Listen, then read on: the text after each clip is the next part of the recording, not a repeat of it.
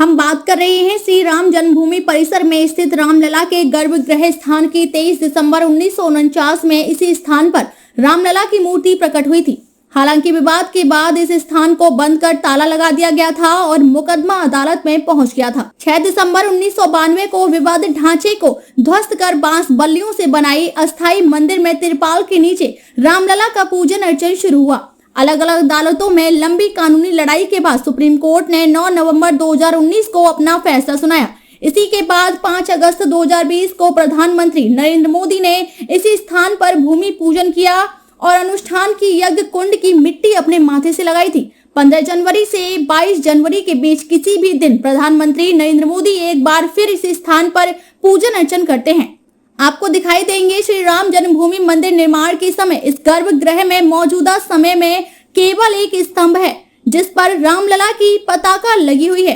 मंदिर निर्माण के समय जब रामलला की मूर्ति अस्थायी मंदिर में शिफ्ट की गई और वहीं पूजन अर्चन शुरू हुआ। रामलला की मूर्ति तो अस्थायी मंदिर में शिफ्ट हो गई, लेकिन उस स्थान पर एक पताका स्तंभ लगा दिया गया। उस स्थान पर रामलला की मूर्ति हटने के बाद भी मंदिर के पुजारी प्रतिदिन सुबह शाम पूजा पाठ करते हैं, आरती करते हैं और भगवान का भोग भी लगाते हैं। यह बात अलग है कि भक्त नहीं होते, क्योंकि मंदिर निर्माण के कारण रामलला के भक्त अस्थायी मंदिर में उनका दर्शन पाते हैं। जनवरी 2024 में रामलला अपने अस्थायी मंदिर से इसी स्थान पर बने गर्भगृह में भव्य अनुष्ठान के बीच प्राण प्रतिष्ठित किए जाएंगे। जब तक प्राण प्रतिष्ठा कार्यक्रम नहीं होता और पूजन अर्चन शुरू नहीं होता, तब तक प्रतिदिन इस स्थान पर पूजन अर्चन और आरती होती रहेगी। श्री राम जन्मभूमि परिसर में स्थित गर्भगृह ही वह स्थान है जिसे सबसे अधिक पवित्र माना जाता है और इसकी सबसे अधिक महत्ता है। क्या क्या होता है? देखिए, वहाँ पर जाते हैं, इसके बाद पूजा सामग्री ले जाते हैं और वह जो प्रतीक के रूप में वह स्तंभ है जिसमें झंडा लगा हुआ है, उसको उसी की भूमि पर पहले जल देते हैं। जल देने के बाद में स्नान कराते हैं, चंदन लगाते हैं।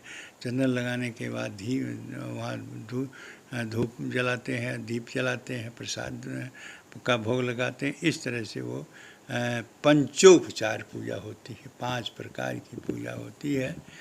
जो यह स्तंभ और वो झंडे का अभी यहाँ रामलला विराजमान है होने वाले हैं, वह जगह है कि ट्रस्ट के माध्यम से ये हुआ कि वहाँ की पूजा मूर्ति भले हट गई हो और वहाँ मूर्ति की पूजा अलग अस्थाई मंदिर में पूजा हो रही हो, लेकिन उस भूमि की पूजा कभी बंद नहीं होना चाहिए, ऐसे इन लोगों को विचार आया। इसलिए वहाँ एक स्तंभ, एक झंडा गाड़ दिया गया, जहाँ पर मुख्य है, जहाँ भगवान राम स्वयं विराजमान थे। 23 दिसंबर 1949 से 6 दिसंबर गिरने के बाद भी उसी जगह जब ये हटाए गए तो उसी जगह झंडा गाड़ा गया और ये कहा गया कि यहाँ ये पूजा दोनों टाइम दीपक जलेगा, पूजा होगी और उस जगह आज भी पूजा प्रतिदिन सुबह शाम दोनों समय होती है। तो इसलिए वो पवित्र है, जगह जो पवित्र है और जहाँ भगवान को विराजमान होना है और मंदिर बन गया, लेकिन वो स्तंभ और वो झंडा उसी की पूजा वहाँ पर होती है। और यह इसलिए होता है कि पूजा जो हो वो कभी बंद नहीं हुआ। रामलला के हटने के बाद भी उसकी भूमि की पूजा भी चलती रही है, वो आज भी चलती रहेगी। और जब तक वहाँ भगवान श्री रामलला स्थापित नहीं हो जाते हैं और उनकी पूजा नहीं प्रारंभ होती है, तब तक ये उसी रूप से पूजा शुरू हुई है और रोज़ चलती रहेगी। दोनों टाइम पूजा हो रही है। क्या क्या